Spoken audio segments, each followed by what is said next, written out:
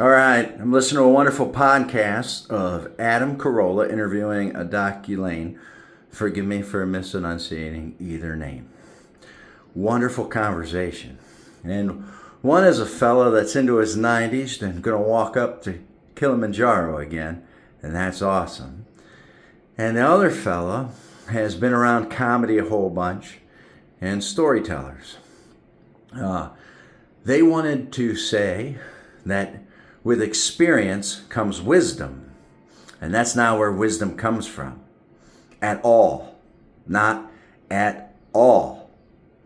You can have a pathological person who is broken, who's experienced their pathologies 100,000 times, and guess what you still got? A pathological loser. A failure. And then somebody who's gone through the fire some and has suffered losses. Watch their best friend next to him blow away. Gone. Right? Oh, so wisdom is about loss. I've lost. And so since I've lost most, then I know the most about wisdom. You're still wrong. When you say what you have lost, that means you haven't grown enough to understand why what you lost should have been what you sacrificed. And until you got a subject that you're willing to say, I sacrifice my kids for, you aren't even near the arena of wisdom. Let's think of a test that takes place every day. The greater of the test is you. The little portion of you that you keep that's honest and true and not a coward succumbing to fear. Every day you do something amazing. At the end of the day, you're like, oh, Jimmy, you did good, big guy. And you feel good and you rest deep and you wake up, bang, you're off again. Every day you don't experience that, you're a failure. You're a loser. And you know who thinks it? You do. And then you start racking in the time. What do you think happens after somebody's practiced 30 years of passing that test every day, majority of days? That's somebody who's earned respect. Maybe, just maybe, if they had done that for an entire lifetime or 8 sets of decades, they begin to understand reverence.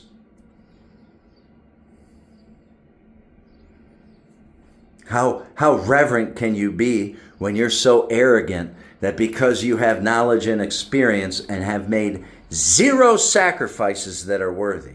0. Score is 0. Did you sacrifice your brother and sister for what? Did you sacrifice your parents for what exactly? Did you sacrifice a spouse? You might have. If your spouse sold you to the center of hell through betrayal and lies, then the woman that you loved has just been sacrificed. So what is worthy of you having sacrificed the woman that you love? That's wisdom. That's wisdom. It's amazing that an atheist comedian is able to parlay truth with his mouth. He's killing it just right there. And if he had practiced more love, kindness, humility, gratitude, rejoicing in truth. I'm right. I called it. I should have my attack crows. Adam. Then you'd have more humility to it and be like, ooh, I'm not sure I'm not a philosopher, so I'm not sure, and I haven't really gone through it in my life. So I'm not really sure. Like people who are described as being wise and close to God, they take a human life to go live 40 years outside of society in a desert. If you want, Adam, we can go for a bike ride and we can go spend a week or so in the woods. It'll be awesome, but it will not be easy. There's things to do every moment we're awake. But it's Ohio. It's still not desert. It's like discernment. Discernment is you're a masterful failure. You know what all the mistakes are because you've mastered them. And so you're able to know what that mistake is because you're a master of that mistake. So discernment, is discernment really that important?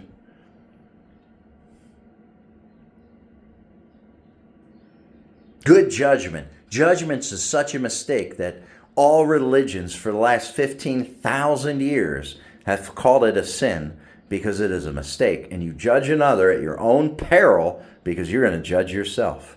And judging yourself is exactly why women struggle with earning respect. Because you earn it from yourself. Just like men struggle with love. Because we're not very kind and humble and grateful and forgiving to ourselves. Certainly, wisdom does not come from age. Go look at a baby boomer. Go look at an old politician. Joe Biden hits you as wise. There's a dullard that suffered loss. What he sacrificed his son for?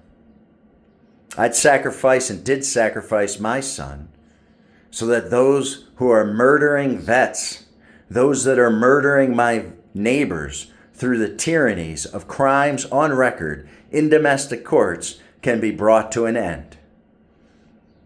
And if I'm willing to kill my own kid for that sacrifice, what do you think I'd do to yours, Joe? That's wisdom. That's wisdom.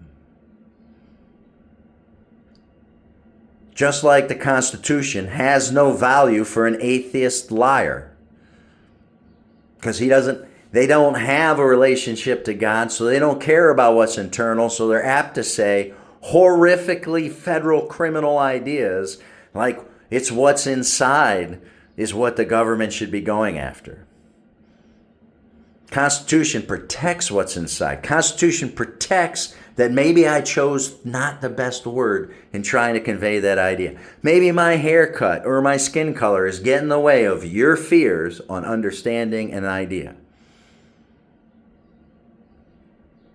Just like it protects this message. Wisdom. And republics don't get to survive when none of the individuals within the republic have wisdom. They got experience, they got discernment because they have a lot of experience being losers and failures, but they have not yet once stepped to the plate to make a sacrifice worthy to enter the arena of wisdom. Know your love.